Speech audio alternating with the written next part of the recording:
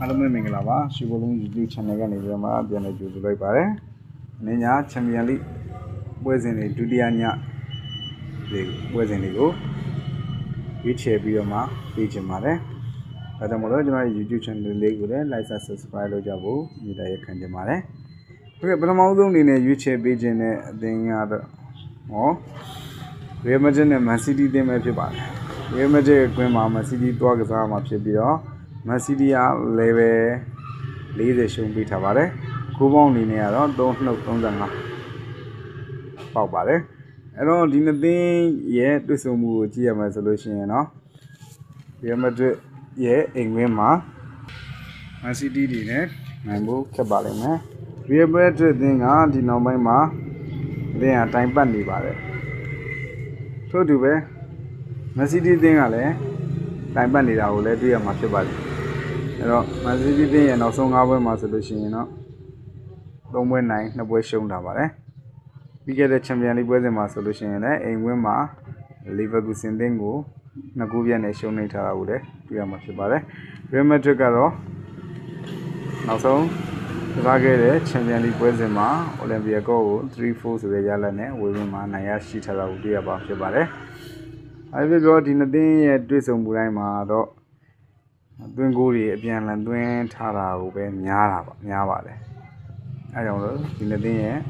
ကိုးပေါ်ကိုပဲခြိုက်ပါတယ်။အသင်းကိုရွေးရမယ်ဆိုလို့ရှိရင်တော့ကျွန်တော် Real Madrid ကိုပဲခြိုက်မိပါတယ်။နောက်တစ်ပွဲအနေနဲ့ကတော့ Dortmund နဲ့ Borussia Dortmund ဖြစ်ပါတယ်။ Dortmund ကွင်းမှာ Borussia Dortmund ကို2.90ပေးထားပါတယ်။2.90ကိုးပေါင်းအနေနဲ့ကတော့3.90ဖြစ်ပါတယ်။အဲ့တော့ဒီနှစ်သင်းမှာဆိုလို့ရှိရင်Dortmundအသင်းကနောက်ဆုံးကစားခဲ့တဲ့ Champions League ပွဲစဉ်မှာဆိုလို့ရှိရင်ကျွန်တော်တို့ Villarreal အသင်းကို 4-0 ဆိုတဲ့ရလဒ်နဲ့အနိုင်ရရှိထားကိုတွေ့ရမှာဖြစ်ပါတယ်။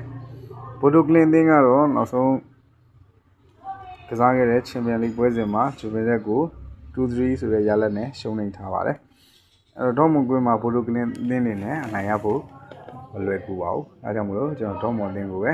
ရွေးချယ်ပေးခြင်းပါတယ်။နောက်ထပ်ဒီပွဲအနေနဲ့ကတော့ Juventus နဲ့ Barfo ပါ။ Juventus ကွင်းမှာ2.20ကိုးပေါင်းအနေနဲ့ကတော့3.35ဖြစ်ပါတယ်။အဲ့တော့ဒီပွဲမှာတော့ Juventus အသင်းလေးကိုပဲကြည့်ရမှာဖြစ်ပြီးတော့မှ Barfo ကတော့နောက်ဆုံးကစားခဲ့တဲ့ Champions League ပွဲစဉ်မှာကျွန်တော်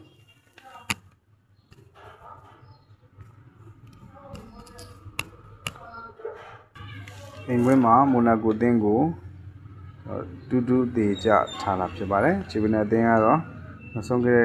စားခဲ့တဲ့ Champions League ပွဲစဉ်မှာ Borussia Dortmund ကိုအဝေးကွင်းမှာ 2-3 ဆိုတဲ့ရလဒ်နဲ့နိုင်ရရှိထားတာကိုတွေ့ရမှာဖြစ်ပါတယ်။အဲ့တော့ Juventus အသင်းက2.20ငားတယ်ဆိုပေမဲ့တော့ဒီအသင်းမှာ Juventus ကိုပဲ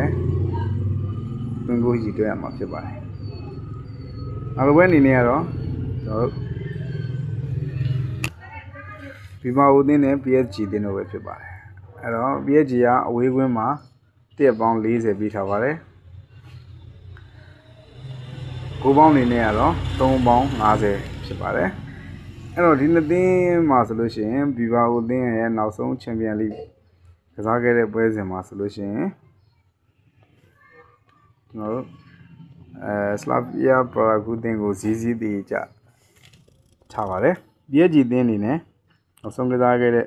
Champions League ပွဲမှာဆိုလို့ရှိရင်စပါးအသင်းကိုအိမ်ပွဲမှာ 5-3 ဆိုတဲ့ရလဒ်နဲ့နိုင်ရရှိထားတာကိုတွေ့ရမှာဖြစ်ပါတယ်။အဲ့တော့ဒီပွဲကိုအများကြီးမသုံးသပ်ဖ ೇನೆ တူတူနဲ့လိုရင်းရွေးချယ်ပေးရမယ်ဆိုရင်တော့ကျွန်တော် PSG ကိုပဲကြိုက်ပါတယ်။ PSG ကပဲအနည်းဆုံးတစ်လုံးနှလုံးနဲ့နိုင်ရရှိသွားလိမ့်မယ်လို့ထင်ပါတယ်။ဟုတ်ကဲ့ပါနောက်ထပ်သင်းအနေနဲ့ကတော့Leverkusen အသင်းနဲ့ Newcastle အသင်းတို့ပဲဖြစ်ပါတယ်။ Leverkusen ကွင်းမှာ Newcastle က level 50ရှုံးပေးထားပါတယ်။ကိုးပေါင်းအနေနဲ့ကတော့3.25ပေးထားတာကိုတွေ့ရမှာဖြစ်ပါတယ်။ဒီနှစ်သင်းမှာဆိုလို့ရှိရင် Leverkusen အသင်းကပြီးခဲ့တဲ့ Champions League ပွဲစဉ်မှာဆိုလို့ရှိရင်ကျွန်တော် မန်စီးတီးအသင်းကို Z2 ဆိုတဲ့ရလဒ်နဲ့အဝေးကွင်းမှာအနိုင်ရရှိထားပါတယ်နယူကာဆယ်အသင်းကတော့ပြီးခဲ့တဲ့ချန်ပီယံလိပွဲစဉ်မှာမာစီးကိုအဝေးကွင်းမှာ2ဂိုး2ဂိုးနဲ့ရှုံးနိမ့်ထားတာကိုတွေ့ရမှာဖြစ်ပါတယ်အဲ့တော့ဒီပွဲဥမှာဆိုလို့ရှိရင်လီဗာပူးဆင်အသင်းကမန်စီးတီးအသင်းကိုတောင်မှ Z2 နဲ့နိုင်ရရှိထားရဲဆိုတဲ့ချီကတော်တော်လေးကောင်းတဲ့ဘက်ကိုရှိပါတယ်အဲကြောင့်တော့ချန်ပီယံလိမှာသူ့ရဲ့ချီကလည်းမစိုးဘူးပြောရမှာဖြစ်ပါတယ်အဲ့တော့ဒီပွဲမှာဆိုလို့ရှိရင်ကျွန်တော်လီဗာပူးဆင်ကိုပဲရွေးချယ်ခြင်းပါတယ်ကိုအနေနဲ့ကတော့ဂိုးပေါ်ကိုပဲကြိုက်ပါတယ်ဟုတ်ကဲ့ပါရှင်ဒါတော့ကျွန်တော်ချန်ပီယံလိဒုတိယညဟိုမှာရွေးချယ်ပေးထားတဲ့ပွဲစဉ်တွေပဲဖြစ်ပါတယ်ဒီကိုတို့အနေနဲ့အကြိုက်တွေ့ခဲ့လို့ကြိုက်ကြည့်ရရှိခဲ့မယ်ဆိုလို့ရှိရင်ယူပြီးတော့မှသုံးဆွဲနိုင်ပါတယ်အားလုံးကိုကျေးဇူးတင်ပါတယ်